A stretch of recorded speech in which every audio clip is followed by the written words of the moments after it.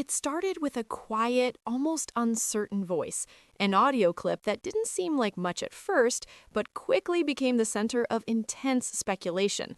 In that recording, Kendra Duggar can be heard hesitating, choosing her words carefully, hinting that she was staying somewhere very private. I'm alright. I've been spending a lot of time praying and reading the Bible. They got me a Bible in here, so I'm in solitary. So I'm only I'm in the cell for 23 hours of the day. She never finished the sentence, never revealed the location, and that pause alone was enough to ignite a wave of questions. Within hours, whispers began spreading, insiders started reaching out, and what initially seemed like a minor detail began unraveling into something far more serious and deeply complicated. As more information surfaced, a timeline started to take shape, one that painted a picture not just of confusion, but of deliberate movement behind the scenes. Just days earlier, Joseph Duggar had reportedly been confronted by an individual, leading to a situation that escalated quickly. According to accounts from sources close to the situation, that confrontation resulted in a confession during a recorded phone call involving family members. Shortly after, Joseph was taken into custody. That single event didn't just affect him, it triggered a chain reaction that pulled multiple people into the spotlight and prompted immediate scrutiny from authorities. Because of the nature of what was allegedly confessed, a secondary investigation was automatically opened. This wasn't optional or discretionary, it was mandatory. Authorities needed to assess not just the individual involved, but the entire environment surrounding him. That meant examining the home he shared with Kendra, evaluating whether it was safe, and most importantly, making contact with their children. But this is where things began to take an unexpected turn. While officials were able to access the residence itself, they reportedly ran into a significant obstacle. They couldn't locate the children. Attempts to establish contact were unsuccessful, and that raised immediate concerns. In situations like this, cooperation is critical, and any delay or obstruction can quickly escalate the seriousness of the case. Instead of clarity, there was uncertainty. Instead of transparency, there were gaps. Around this same time, another development quietly unfolded within the family. Despite the growing attention and the seriousness of the situation, Kendra was no longer at her own home. According to multiple accounts, she had been moved, relocated to stay with Joy Anna Duggar and her husband, Austin Forsyth. Publicly, this wasn't announced. There was no clear explanation given, but internally it was framed as support, a way for the family to rally around her during a difficult time. At face value, that might seem like a compassionate response. Families often come together during crises. But the context here made the situation far more complicated. This wasn't just about offering emotional support. It was happening in the middle of an active investigation, one that required access, cooperation, and clear accountability. Moving someone under those circumstances, especially when children are involved and authorities are trying to locate them, introduces a layer of concern that goes beyond simple family dynamics. What makes this even more striking is how carefully information was being managed. Around the same time, members of the extended circle gathered at a wedding, an event that, under normal circumstances, would have nothing to do with any of this. But conversations happened there, quiet ones. According to insiders, the situation was being discussed, but in a very controlled way. The message being shared was consistent. Kendra was safe, she was being taken care of, and everything was under control. What wasn't being openly addressed, however, was the full extent of what had happened just days before, or the seriousness of the ongoing investigation. There was also a crucial detail that stood out in those conversations. The children were not with her. That fact alone added another layer of complexity. If Kendra was staying elsewhere and the children were not with her, then where were they? And more importantly, why was it so difficult for authorities to establish contact with them? As the situation continued to unfold, it became increasingly clear that this wasn't just a case of a family dealing with a private issue. The decisions being made, where people were staying, who they were with, and how information was being shared, were all happening under the shadow of an investigation that was actively trying to determine the safety and well-being of minors. At the center of it all was a growing tension between two realities. On one side, there was the image being presented, a family coming together, offering support, maintaining unity. On the other, there were the actions being reported, movement, lack of access, and a pattern that, intentional or not, made it harder for authorities to do their job. And as more pieces began to fall into place, one thing became impossible to ignore. This situation wasn't slowing down. It was building, step by step, into something much larger than anyone initially expected. As the investigation intensified, what had initially seemed like a contained situation began to spread outward, pulling more people and more decisions into its orbit. Behind closed doors, the urgency was growing. Authorities were no longer just trying to understand what had happened, they were actively attempting to intervene, to establish control over a situation that was becoming increasingly difficult to track. At the center of this escalation was a critical turning point. Reports began to indicate that investigators had not only identified concerns inside the home previously shared by Joseph Duggar and Kendra Duggar, but that those concerns were serious enough to warrant further legal action. This wasn't routine anymore. The investigation had moved into a phase where cooperation wasn't just expected, it was required. According to accounts from sources familiar with the situation, there was an attempt to coordinate a meeting. The plan, as described, was for Kendra to present herself at a specific location connected to the family, an environment that would be controlled, predictable, and accessible to authorities. The purpose of that meeting was clear: to execute a warrant and move forward with formal proceedings. But when the time came, things didn't go as planned. She wasn't there. Instead, attention shifted back to the same place that had quietly become central to everything, the home of Joanna Duggar and Austin Forsyth. What had initially been framed as a temporary stay now carried a different weight. It wasn't just a place of support anymore, it had become a location tied directly to the unfolding investigation.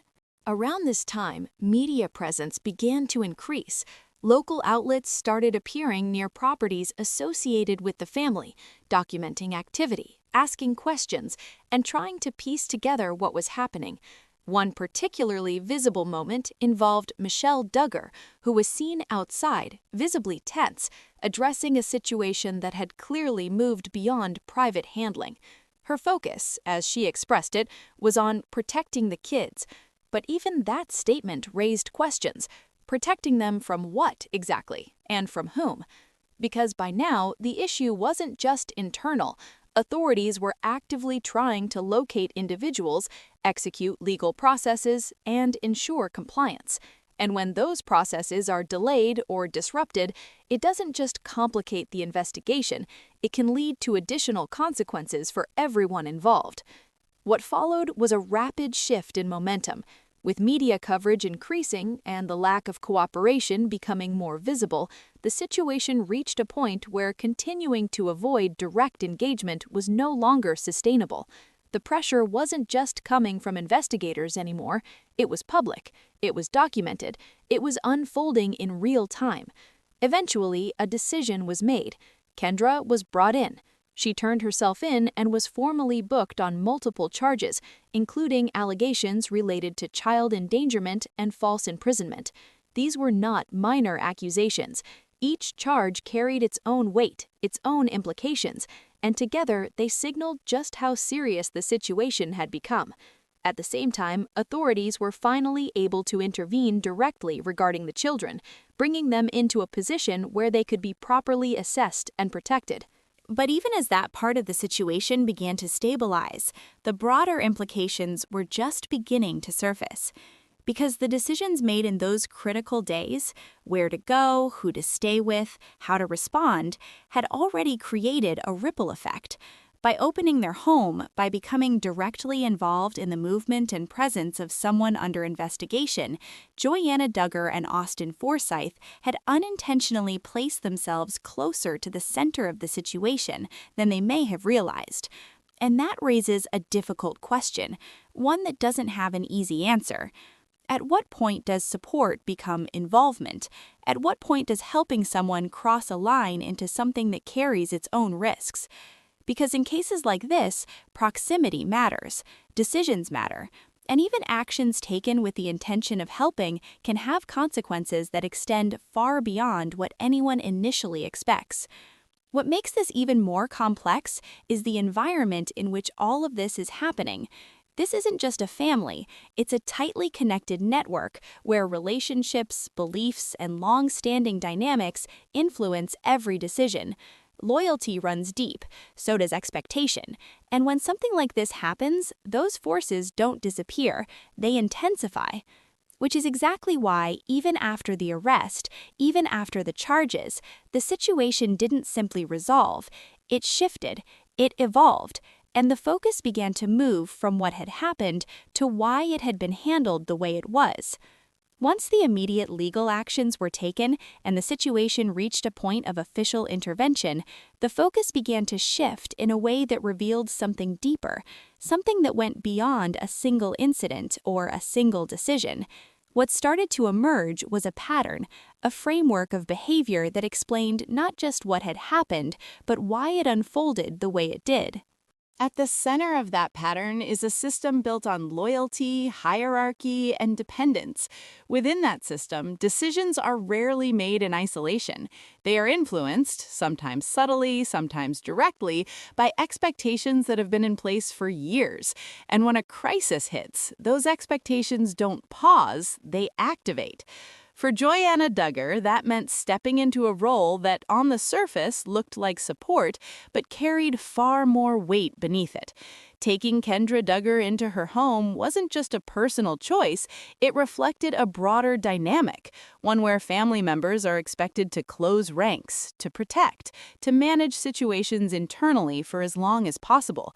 But in doing so, the line between helping and enabling can become blurred, especially when the situation involves legal and safety concerns. At the same time, there's another layer that complicates everything, the question of independence. On paper, many of these individuals are adults with their own families, their own homes, and their own lives. But in practice, those lives are often still closely tied to shared resources, shared networks, and shared authority. Business connections, housing arrangements, professional opportunities, these aren't always separate. They're interconnected, and that interconnection can make stepping away from the system far more difficult than it appears from the outside.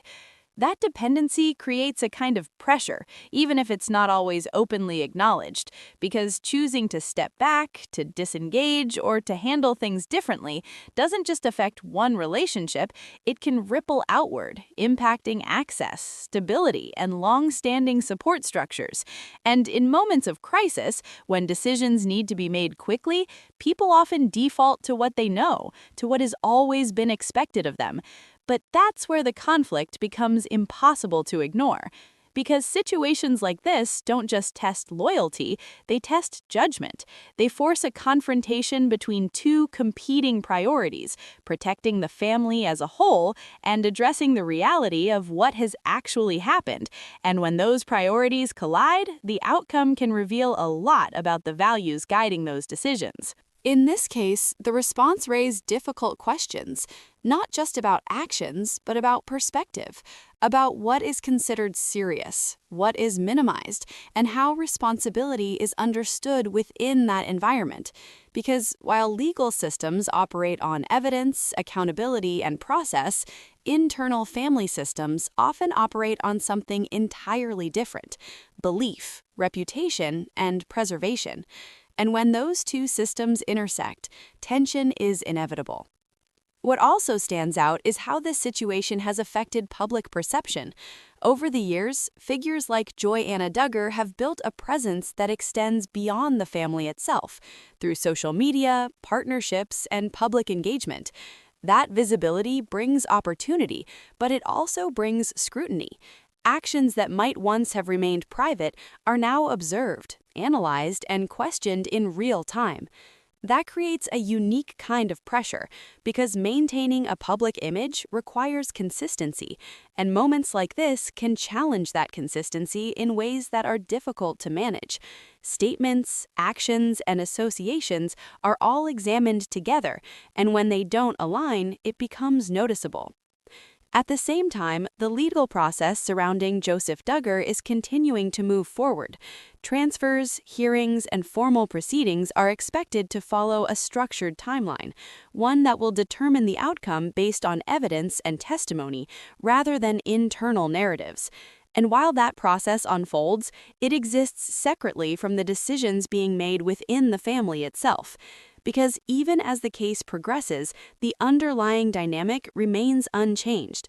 The same network of relationships is still in place, the same expectations still exist, and the same questions continue to linger about accountability, about priorities, and about whether anything will fundamentally change as a result of what has happened. In the end, this isn't just a story about a single incident or a single family. It's about how systems respond under pressure. It's about the choices people make when faced with uncomfortable realities. And it's about the long-term impact of those choices, not just on the individuals directly involved, but on everyone connected to them. Because once a situation like this becomes public, once the details begin to surface and the timeline becomes clear, it doesn't simply disappear. It becomes part of a larger narrative, one that continues to evolve, shaped by every decision that follows. And in that sense, what happens next won't just be defined by the outcome of a case, but by how those involved choose to respond when everything is no longer hidden and every action carries weight.